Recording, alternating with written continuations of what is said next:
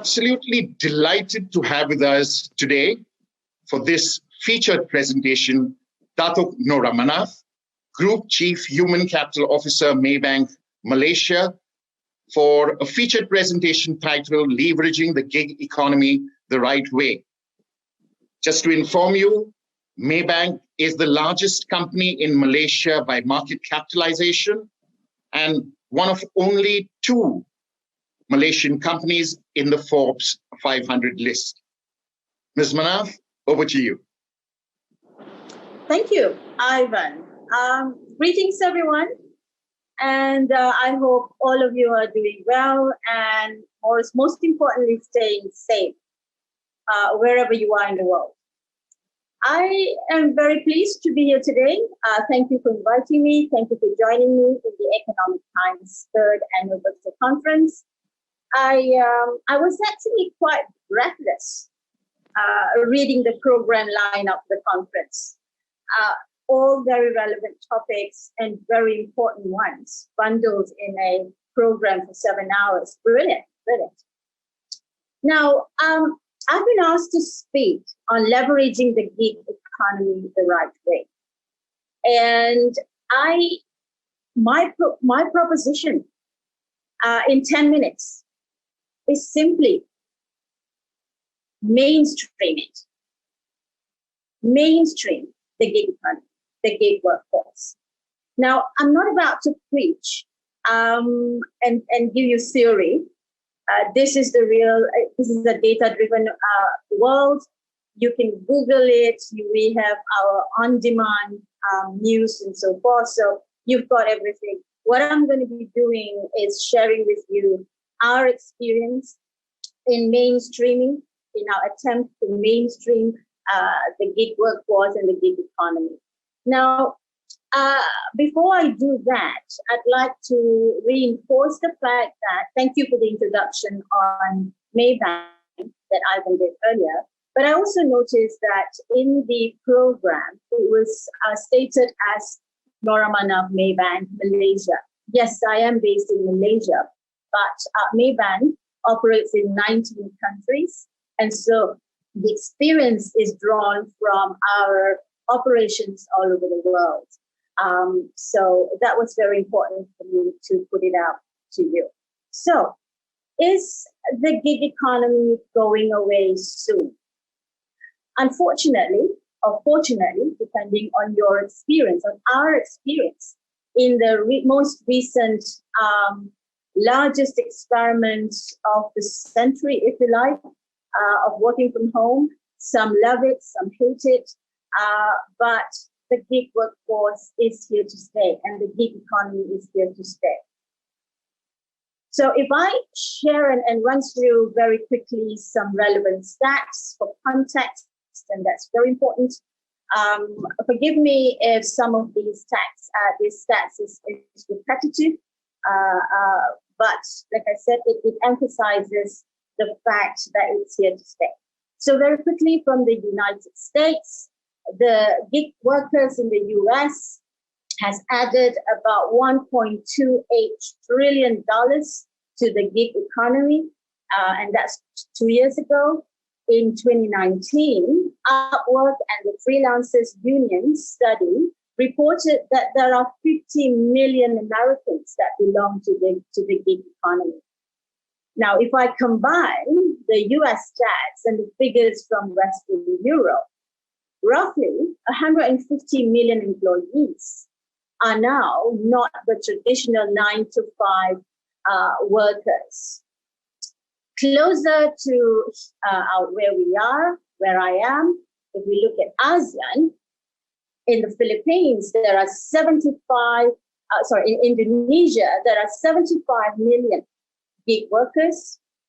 In the Philippines, they are ranked 6th globally in terms of freelance earnings growth, a 35% growth from the previous year.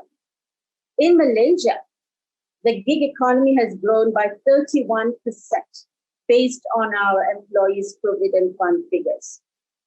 Last year, 26% of the total 15.5 million Malaysian workforce form part of the growing gig economy, as reported by the World Bank. Now, that's close to 4 million freelancers. So the growth is exponential. Globally, to sum it all up, it's projected that by 2023, the global gig economy in gross volume terms is expected to increase from 200 billion to 455 billion US dollars. And this is from UNDP. What's important there is to focus on the fact that it is going to double, and 86.5 million gig workers. So what we've learned from the work from home experience in the last 3 months is there are those who love it. So 5 in 10, many of the surveys that's done everywhere in the world, including in Maybank, gives us a stats of about 5 in 10 love it, and the other 5 absolutely wish for the old normals to come back. So what does all this entail from a leveraging on gig workforce rights? Firstly, I'd like to, really emphasize what bringing it to the mainstream really means. In Maybank, right, pre-COVID, we were already driving the reconfiguration of the workforce composition to include flex workers. We had 5% of our population, and our population is 43,000, who were already on flex. And also, pre-COVID, we had rolled out our platform that matches task and outcome with the person within the organization. And so our definition of a gig workforce actually is not just the utilization of the gig workforce from external, but also it's about reconfiguring our internal workforce into that combination. Now, that platform is called the Maybank Crowdtivation Platform. It was launched in January 2019 as a people-centric marketplace to crowdsource skills amongst Maybank employees through, like I said, a task, outcome, or objective, matching to a resourcing platform. And so it connects and matches demand and supply of talents beyond the usual conventional structures and channels that we normally see in organizations.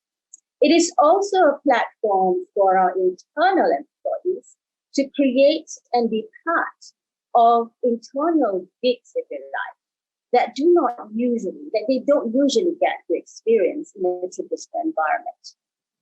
I'm happy to share that to date, we have over 3,600 active users of the platform. And what else makes it mainstream, right? A real breakthrough. I think, transforming the composition of the workforce is the answer to many of the issues that you and I face, and those before us, because I am very sure surveys have shown, reports have shown that the issues within resourcing, within employee engagement, skilling, capability building, those have persisted over the years. We can call it different names, but those are similar issues. And here within the gig workforce and really leveraging on the gig economy is a potential breakthrough. Just think about what our answer has been over the last decades in terms of cost to income ratio issues, right? Trim staff numbers. And then, of course, we scramble when the economy picks up to reassemble, retrain, re-engage, and the damage is done. You and I know we've gone through that. Great talents are lost. Great talents, great people have had a bad experience with us. And we're just going to have to start from scratch over and over. Another is when there are issues brought upon by organizational structures. What do you and I do? The problem to an org chart is a reorg and the production of a new org chart. So, colleagues, my proposition is bringing it mainstream is the answer. And remember that today, even before pre-COVID, that today capitalism has a conscience.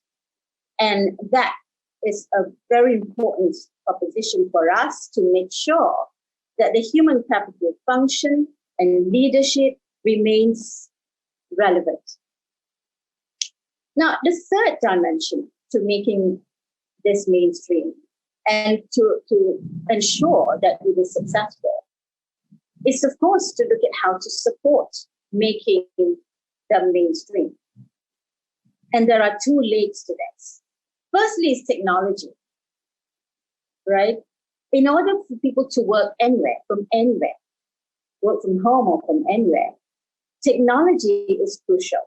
And I don't have the time to talk about the various aspects of what needs to be done, but just to give you an idea of one of the things that we had to do, and I'm happy that we did, is to give a 10,000 ringgit loan, interest-free loan. It's a one-off loan for people to start and establish their office from home. And that on its own is a premium that people talk about. It is also a staff retention tool that will work. Secondly, of course, from a national standpoint, because you can change the policies internally, and you have to, but you're going to have to also look at the environment. Now, I'm very sure that the community in this current conference are people like myself who have a circle of influence. And many of us are members, if not chairpeople, of national level organizations and associations. We're going to have to influence the transformation to enable and support, for example, the social support system, right? In Malaysia, just to give you a flavor, recently, a grant of 50 million ringgit was assigned to match and to encourage and promote the gig economy platforms, which contribute for gig workers' social security injury scheme. And also, the Malaysian Digital Economy Corporation has a 25 million grant for global online workforce support system. So these national level programs are also therefore essential. Now, next, of course, is training. Now, changing from a traditional workforce and having that mix, it's crucial to support not only the individuals, and I'm sure you've run a few programs yourself during the MCO, during the lockdowns and partial lockdowns everywhere. That needs to continue. Supervisors need to be trained in terms of how to manage a workforce that is so diverse. And diversity is the answer to the solutions that I mentioned earlier. And also, of course, governance, right? The final aspect is how do we govern this? Agility is the key word for the function. You and I have just got to learn while we run and actually update our policies as we learn. And that agility has to be balanced with discipline. Knowing how to govern a diverse workforce is crucial. And so let me end by saying that leveraging the gig economy and the workforce just makes common sense. it makes business sense, and it will give, as it has proven to with many organizations, and I'm happy to say that also with Maybank, that it gives the company a competitive advantage, both financially, I'm happy to say, but also as a socially responsible organization. Thank you. Thank you so much for your thoughts on leveraging the gig economy the right way, Ms. Manaf. Your presentation has prompted a question, and I have one question for you that has come in from the audience, and it is as follows. Are you cutting jobs by implementing RPA/automation for internal bank processes, or are you reorganizing human capital? That's a great question, and I'm happy to say it is the latter. We have not cut headcount simply because of RPA. Of course, we have been showing a downward trend. We were a high of 48,000 about 9 years ago, and today we are 43,000. But that's from natural attrition and from a discipline of a suite of policies, including no automatic backfill, because again, it's part of transforming the profile of the workforce. So the short answer to your question is no, not as a result of RPA. We are committed to reskilling. Thank you. Thank you so much for your time. It was really wonderful for us to have you on this summit, and we wish you and Maybank the very best now and going forward too. Thank you, Ivan. It's a pleasure.